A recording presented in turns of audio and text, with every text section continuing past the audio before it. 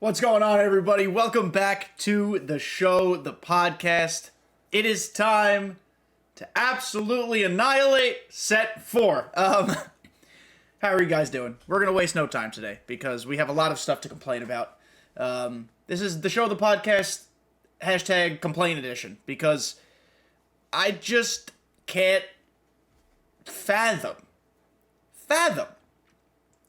why the sets drop, or the new season drop, or whatever the hell you want to call it drop, has not gotten any better over now 4 times doing it. It dropped on Thursday. I've grinded all of it. I finished Team Affinity already. Why? Because I don't enjoy my life.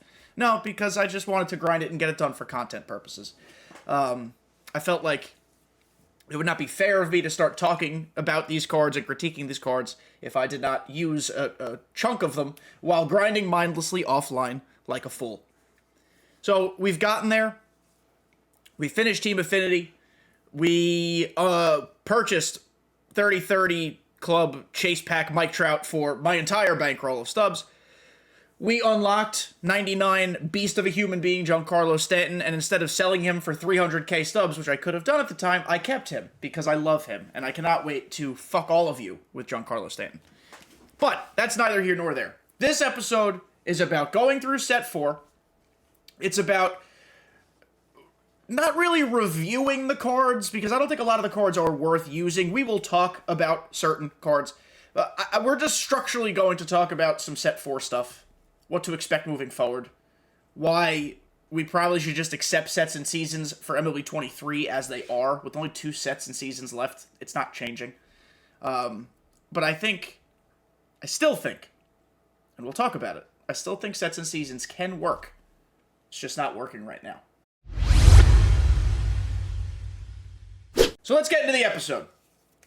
You guys are looking at my God Squad right now. Why? Because I'm proud of it and it's beefy. In my opinion, right now, without unlocking a collection card, I've yet to unlock a collection card. In my opinion, we'll talk about the collection cards. It goes Mookie Betts, Corey Kluber, Jimmy Fox. Mookie Betts is the clear number 1. Whoever you go with at number 2 is a toss-up. But I think Mookie's the clear number 1. Regardless, without a collection pack, which I'm semi-close to. I could probably get there with the monthly awards drop on Friday. We have Griffey in left, Mike Trout in center, Acuna in right. Devers is playing third. Ellie De La Cruz is the shortstop. Jose Ramirez at second. Cody Bellinger at first. Giancarlo Giant Pee-Pee Stanton is the DH. Adley Rutschman is the catcher. What you'll notice, there's no wild card in the lineup. Chipper Jones, retired for now. Mickey Mantle, retired for now.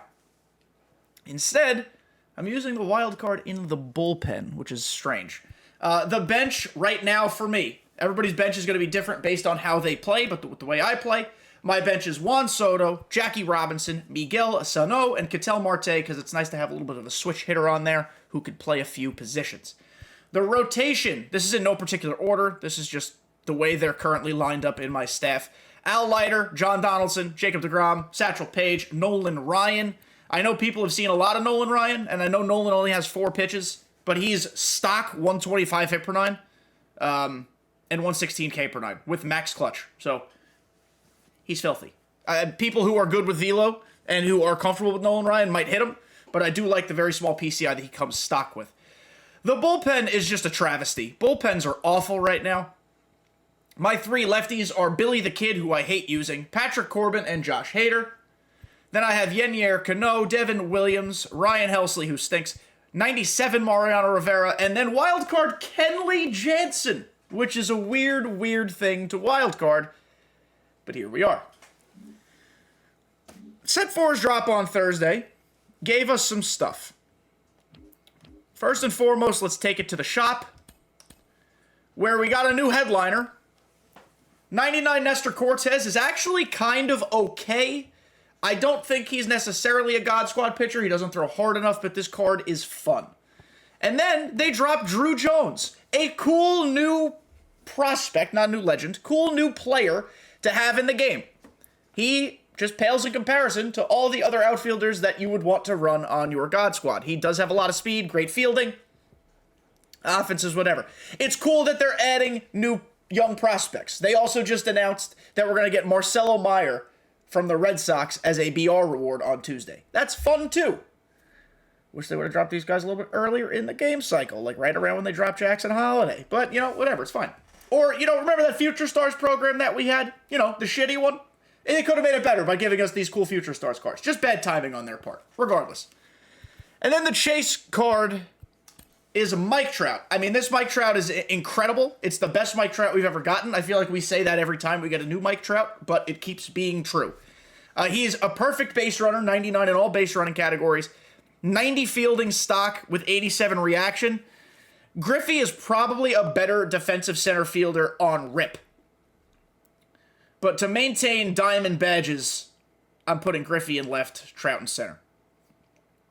I also think at P5, when Trout gets to 92 reaction, 95 fielding, won't have a problem. The problem with Mike Trout. He is goddamn expensive. I spent 890,000 stubs because I don't see this card coming down too much too soon. It's going to be some time. Right now, he is 900,000 stubs, or 850 if you put in an order and someone is silly enough to sell it. It underscores the larger problem and the larger conversation, with the best cards in the game being chase cards. It sucks. It's unfortunate. It is the nature of the game this year. We can only hope that they either make chase cards more attainable or they cycle them out more frequently, or there's something to make them just slightly more attainable. Maybe there's a way we can get flashback chase packs, something. It's very unfortunate that this is the nature of the game. There are plenty of other cards, by the way, that are fantastic. You don't need Mike Trout in your lineup. You do not need this card. You might want it, and that's fine. You could also wildcard the set 199 Mike Trout, which you can get for very cheap right now. But for people who are Mike Trout fans, are Angel fans, or just in general want to have the best cards when they can, this one's going to be very, very hard to get. But he's a demon. He's a goon, so if you can get him, I do suggest you do so, as long as it doesn't, A, ruin your stub bankroll, like it did for me, because I'm stupid, or B, don't spend money. If you want to spend real money on this game, I cannot actually tell you what to do with your money. But don't feel as if you have to spend money to get this card. That's what I'm getting at. All right, so that takes care of the shop. Let's talk about World Series rewards. Boom. Gary Carter. Not a good card. It sucks, man. His swing is so much better than it was a couple years ago. He's pretty good versus lefties, but this card, you're just not going to play him over Adley Rutschman. That's not necessarily Gary Carter's fault. Adley Rutschman is just simply the better catcher. But this card stinks in comparison. Zach Greinke, I think he's going to shove, and I think he's the pick, actually, out of this pack. 118 hit per 9 stock. Great control. Shouldn't even say good control. Great control. Max clutch. K per 9's a little low. Not low. 97's not low, but it's not phenomenal. I think he'll be fine. I loved Retro Finest Zach Greinke. I'm going to love this one as well. And then Trevor Story, base is very balanced. He's better against lefties. Apparently, if you put him on the Jimmy Rollins shortstop captain team, he's nutty. So maybe if you are someone who wants to roll with the captain, Jimmy Rollins is a core captain. You don't have to wild card him like you do with Cal Ripken. You're a Trevor Story fan. Trevor Story is a good card with the Rollins boost. Without the Rollins boost, I don't think I'd use him, personally speaking. I enjoy J. Ram at second. I enjoy Ellie at short. I'm not going to put him at third because I like Devers or Chipper. But he's not a bad card. I'm a little disappointed in the speed of Trevor Story. Maybe he really has lost a step in the last couple years. 81 speed versus 91 speed is not going to prevent me from using a card, but it is surprising that he has 81 speed. I just pointing that out. The new event. is all sets. They drop a brand new set, and then they let you use every set in the event. Really fucking smart, these people are. But they must listen to the podcast. SDS, shout out to you. Because we have real restrictions. Minimum player overall of 75. Did we not literally say that a couple weeks ago in the podcast? And then max team of 88 overall. I enjoy the team building aspect. What I did for my lineup, so you guys know. I used the Paul Goldschmidt Gold Captain Boost. I used the Kevin Gossman Gold Captain Boost. And then I put in a couple 99s here and there. You could build a fun team of gold cards. A super fun team of gold cards within these restrictions. And they play like demons because you're using the Captain Boost. Events should be your place to experiment with fun Captain Boosts. So, shout out to SDS, tip of the cap to you. Legitimately, tip of the cap for listening, or at least experimenting. I don't know if you guys actually listened, but for at least experimenting and doing something cool. Because this is where we start to see creativity and lineup building. This is where we start to see diverse lineups. This is where I can parallel all my BR Gold Demons. So, I'm a fan, I like it. Unfortunately, the rewards stink. We have 95 Ryan Presley, which, given the state of bullpens, he might actually see some use. I don't think he's great, but he might see some use. 97 Joe Torre. It's just, remember the 99 we got last year, the Retro Finest? I missed that one. This one's fine enough. It's built correctly for a card of his caliber. I just wish he was a little beefier because Joe Torre is a little bit of fun. And then the 12 win, we have to go into the inventory for this one. I don't have him yet, but I will get him soon. 99 Cedric Mullins Silver Slugger. They opted for a Silver Slugger instead of a Milestone 30-30. If you're a Cedric Mullins lover, whether in real life or his swing, you're going to love this card. Personally, I never perform well with Cedric Mullins cards. I don't know why. I truly don't. I don't dislike him. I think his swing feels nice. I just always don't get good launch angles or exit velos. Maybe it's user error. But if you're a Cedric Mullins fan, you're going to love this card. He's built well. His power is going to play up for you. Maybe not incredible against lefties, but he's good enough. And if you can find a way to boost him with a captain, like an Orioles captain or something, you'll be fine. Of course, 98 durability, he does not fit the Cal durability team. They've been very intentional about that. Like, for example, that 99 Giancarlo Stanton only has 98 durability. Imagine we put him on the durability team, he'd be nuts. But yeah, Cedric Mullins.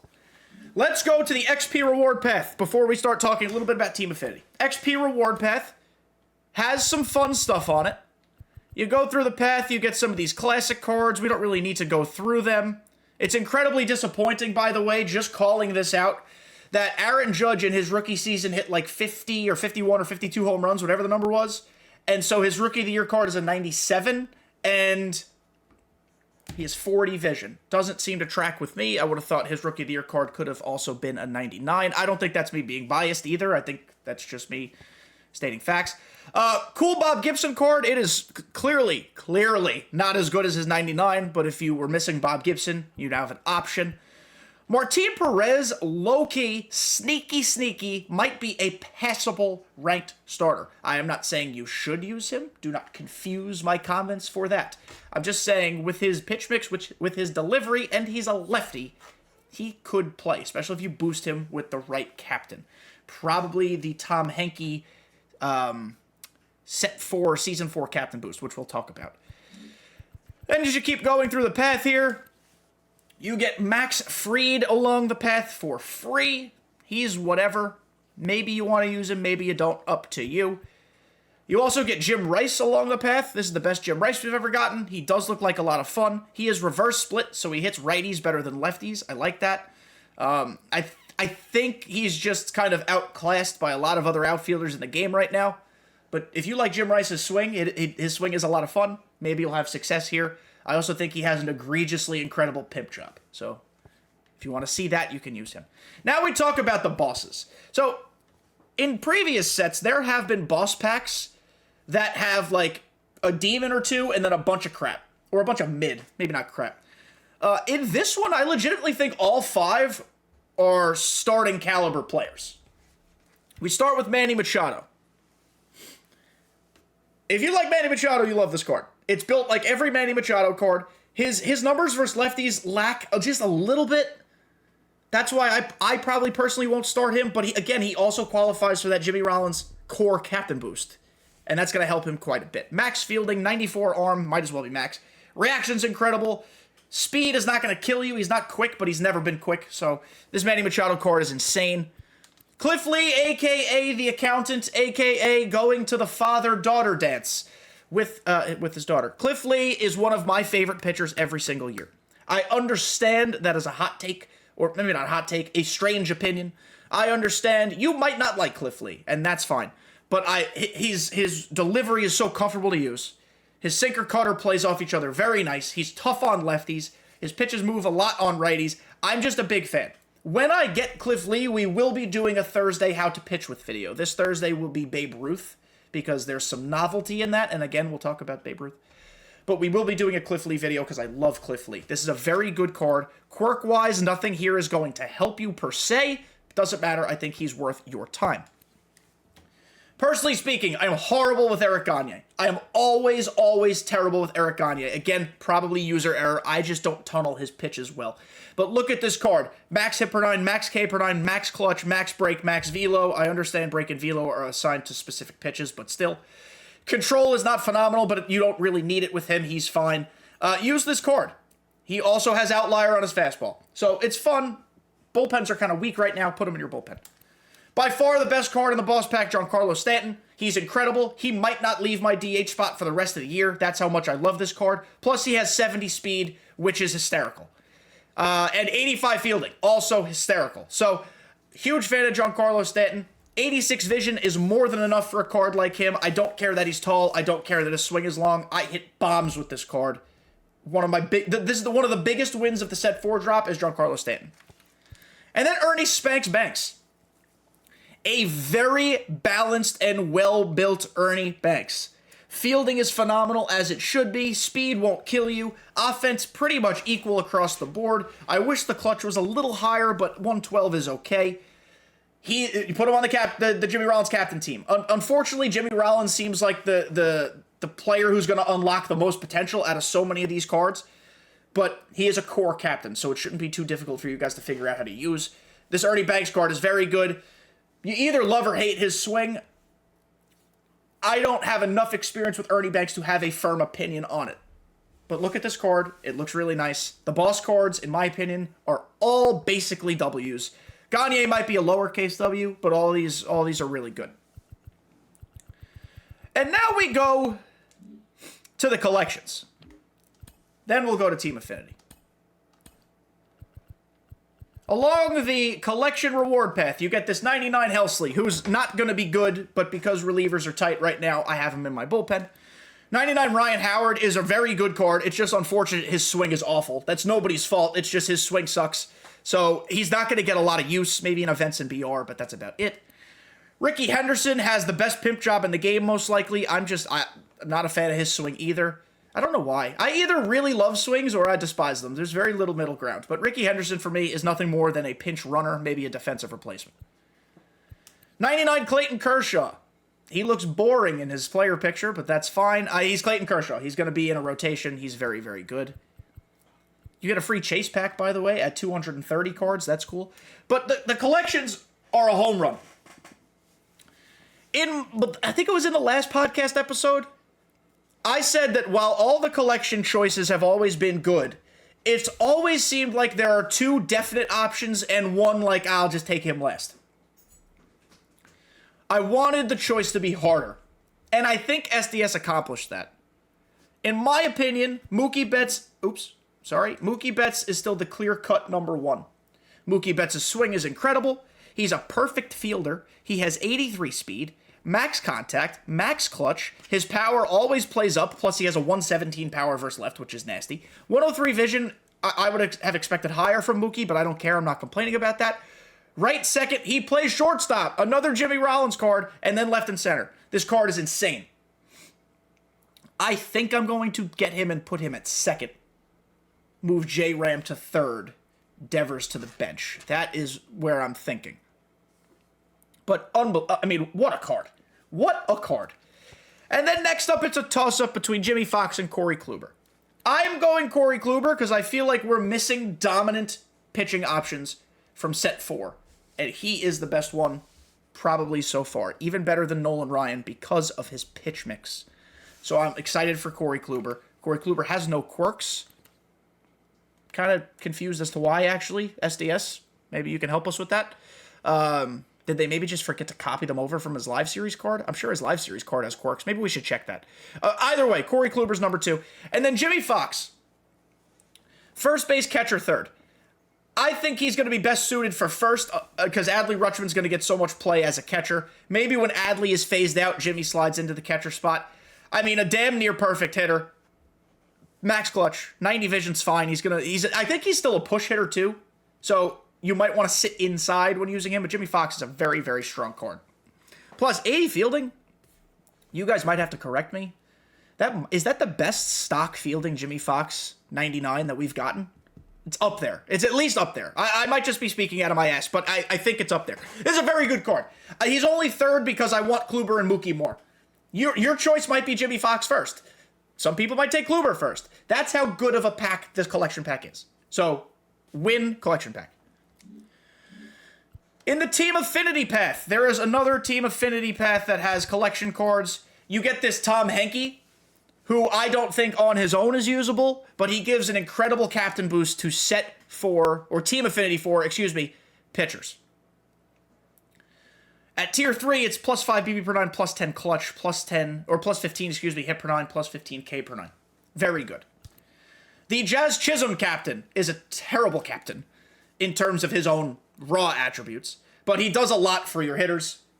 I don't know if you necessarily want to use it, but he's there. Joey Votto you get pretty easily. I think he's an easy bench bat. He's max versus righties with max clutch, and his swing bangs. So Joey Votto, I might even put him on my bench. I'll have to play with that. It's either him or Soto, most likely for me. Walter Johnson, they keep feeding us Walter Johnson cards. I don't see anyone using Walter Johnson ever. But here he is, four-seam sinker, curveball changeup. He throws from the side. Walter Johnson is here. Brandon Crawford must be paying SDS because this man gets incredible, let me say that again, incredible baseball cards in this game. It is insane how good this card is. His swing is elite. If I didn't have Ellie, I might use Brandon Crawford. So that's how good Brandon Crawford is. Lo and behold, or not lo and behold, feast your eyes, behold, the best Charlie Blackmon you'll ever see. Max contact, max clutch, 79 speed. He can field, 92 arm, 83 in the field, 78 reactions, a little so-so, but it's okay. If you're a Charlie Blackmon person, this card's for you. You're going to be shocked when I say that I don't love his swing personally. I've just never been able to figure out the leg kick plus the timing. He is the type of guy, though, if you square it up, it is launched. So this card might be for you. And then lastly, Nolan Ryan. You know how you had to collect all those cards for Corbin Carroll in set 3? You're collecting all the cards for Nolan Ryan in set 4. The best card art in the Snapshot series, he looks like he's posing for like an adult diapers commercial. Like, when I'm on my ranch riding my horse, I don't want to be bothered to go to no bathroom. So I wear Depends by Nolan Ryan. That's kind of what he looks like. Depends by Nolan Ryan, starting pitcher, Snapshot series. As we said, max hit per 9, max pitching clutch, max break, max velocity. He's Nolan Ryan. He's excellent. The problem with Team Affinity is that it's all I've done for the last 3 days. And it's all been offline grinding. And it's made my eyes bleed. Team Affinity, I gotta lower the volume here for the YouTube audience. Sorry, there you go, guys. Team Affinity is too long. Even though SDS, tip of the cap, recognized that it's been long, and so they made the PXP requirements less for a lot of players. For all players, really. Other than the captains that still have missions you have to do. But they made the PXP missions easier. Team Affinity is too long for cards that are not good enough. And it's all offline. Or basically the most efficient way is to do it offline. And efficient is a relevant term, because it still takes 24 to 30 hours to do. The best way to do Team Affinity, You start out, if you are able to do exchanges, do exchanges. I did all the exchanges. It got me 17% head start on every single division. Then you do the showdowns. Then you do the moments. Then you take all the cards you've unlocked, you bring them into Conquest. Or you go to Shieldwoods or Costco against the Oakland Athletics and beat their brains in on rookie mode until you've fulfilled missions, and then you quit and add more players in and do it again. You can play mini-seasons if you want. You'll get vouchers for every 5 wins. I think mini-seasons is a waste of time because the cutscenes make the games too long, and it's just not an enjoyable game mode in my opinion. For you, it might be, but for me, it's not. I wish Team Affinity had more reasonable online grind methods. Chev has been talking a lot about this, but there should be Team Affinity vouchers along the events path, along the BR path, along the ranked path. Maybe every, 3 wins in ranked, you get 5 Team Affinity vouchers. There needs to be updates to that. Because right now, the Team Affinity grind is... I don't like using the word catered, but the Team Affinity grind is 70 to 75% offline, and those players are able to do that, whereas people who normally play online are not doing what they want to be doing online because they're focusing on offline. Does that make sense? I'm trying to be eloquent here. The other problem with the Team Affinity cards is that they're all 97s. All right, let's talk. Actually, before we start with Babe Ruth, let's use Mariano Rivera as an example. We lost with the beginning of Set 4, Set 2, Incognito Series Rivera, Sandman. So, I actually enjoy, or I like, and I appreciate that with the beginning of Set 4, SDS dropped 97 Mariano Rivera. Is he the 99? No, he's clearly not as good in hit per 9. His clutch is 1 below. Little things here and there. His K per 9 might be a little lower. Little things here and there. But for all intents and purposes, 97 Mo is basically going to play the same as 99 Mo because they have the same pitch mix, the quirks. It's basically the same. So that's a 1-to-1 swap for a lot of people. 97 versus a 99 reliever, it's all the same. So that's cool. That's good. Relievers that were released during Set 4, even the captains, like 95 Duran, 95 Bautista, there are other ones I'm forgetting. Those relievers can play. Hell, even 94 Kendall Graveman that came out as a Classics card in Team Affinity 4 can play. But then they do things like this. We have never gotten a true crazy 2-way Babe Ruth. This could have been, and probably should have been, a chase card. This card art's cool. It's novelty because we've never gotten it before. He's got stats or attributes rather for both hitting and pitching. He's a 2-way player, but he's a 97 and he's almost useless as a pitcher, even though we're going to use him this Thursday in a How to Pitch With video. You have to buff him with a captain, which we've done, but that's foreshadowing. Also, I didn't record it yet, so I don't even know how it went. But this should have been, not could have, should have been either a 99 collection card, a chase card, or maybe instead of Nolan Ryan as the Team Affinity collection card, it should have been Babe Ruth. I think that was a dropped ball. I think that was a miss. Because there's novelty here. And it would have been cool to see how people experiment with Babe Ruth. Would he DH and pitch? Would he just DH? Would he just pitch? There would have been a lot of cool stuff here. So I think that's a miss, if I'm being completely honest. Then you have, just using the Central as an example, the second 97 George Brett we've gotten this year. We still don't have a 99 George Brett. It's very odd. This is cool card art too. Would have been fun if he was a 99 with this type of card art. I don't know what SDS is waiting for with some of these players. We've gotten 2 97 George Bretts, 2 97 Eddie Murrays. Those are just 2 examples that are ripping out of my ass, but I don't know what the wait is. So I'm curious to see if or when we will get 99s of them. I'm assuming we will. I hope it's soon. One of my followers and homies on Twitch and YouTube and Twitter or /X and whatnot, his name is Michael Rochelle. He sent me a bunch of card stats about how many 99s we have right now compared to last year, how many 98s, 97s, 96s compared to last year, blah, blah, blah, blah, with a couple little notes. I'm not going to go through this whole thing. It was incredible research. He did a very nice job. I just feel like me speaking it would not do it a service. But one of the things that he put here as an additional observation, forgive me for reading straight off my phone while recording, but it's the easiest way to see it. Players who received a 97 in a team affinity program have thus far never gotten a 99 within the same set. So don't expect a 99 George Brett as long as set 4 is the current set. That doesn't necessarily mean it will happen again in set 4, but it's a trend that he has observed. So that means we're going to have to wait another 62 days, potentially longer, for 99 George Brett. Maybe. That's if everything holds the way that SDS has done it so far.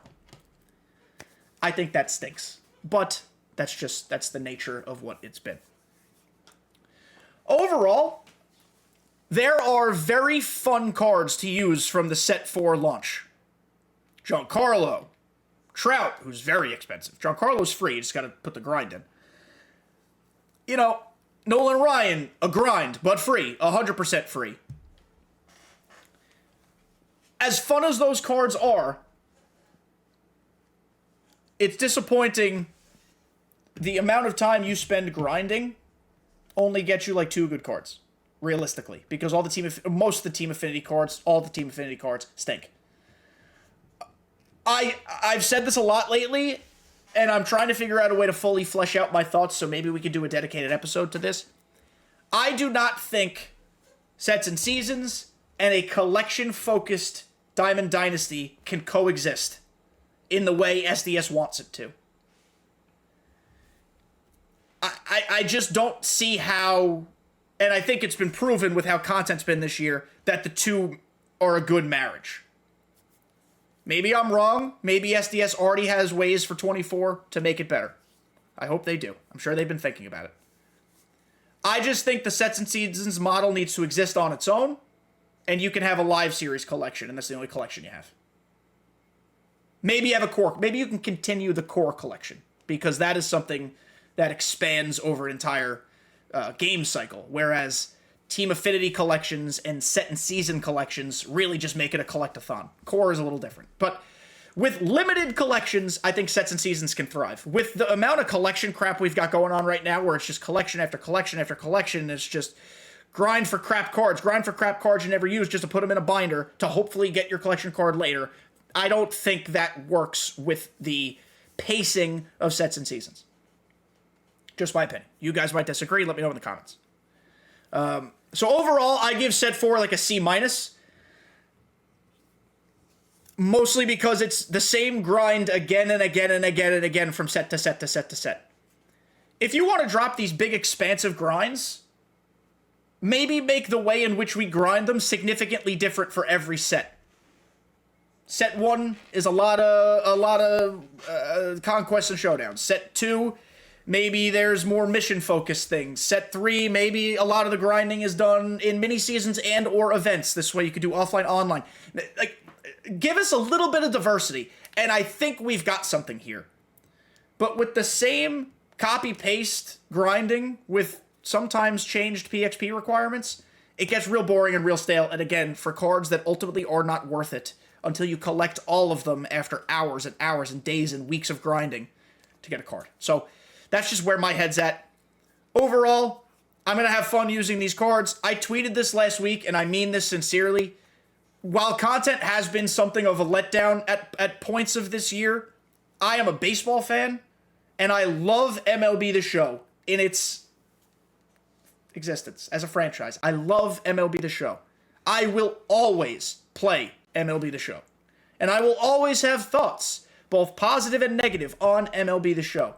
And I share them passionately because I care about the future of the game. And I care about the game, and I care about the player base. Because this game has brought me joy, it's brought me a hobby, it's helped me bond with my brother, it's helped me bond with friends in college. Like, this game means a lot to me, and maybe it's a little too sentimental for a video game, but that's just my experience. So this game means a lot to me. I'm always going to play MLB The Show. I just want it to be the best it could be. So any critiques I give are because I know it has potential, and I hope it can reach that potential. So thank you guys for making it to the end of this episode. That's going to be it. I know it was kind of a wide-ranging set 4 drop conversation. I didn't feel it necessary to go through every single TA card and give it a D, because that's essentially what a lot of them would have been. But look out for content all this week, homies. Whiteboard Wednesday, of course, on Wednesday. How to Pitch with Babe Ruth on Thursday. And a new series debuts Friday. A Road to the Show series that you guys will have a lot of influence over. It's going to be a ton of fun. We're going to play it on Hall of Fame difficulty, so it's not just a slugfest. We're not going to equip our guy with equipment unless we earn certain things. It's going to be a blast, so make sure you subscribe. Look out for those episodes. Those are going to be long episodes, by the way. I'm shooting for like 45 minutes to an hour. It's going to be great. So thank you guys for everything. I appreciate all the conversation, all the love, all the support. Twitch streams have been great lately. You guys are killing it. Enjoy the week. Kill the week. Be productive. See you next time.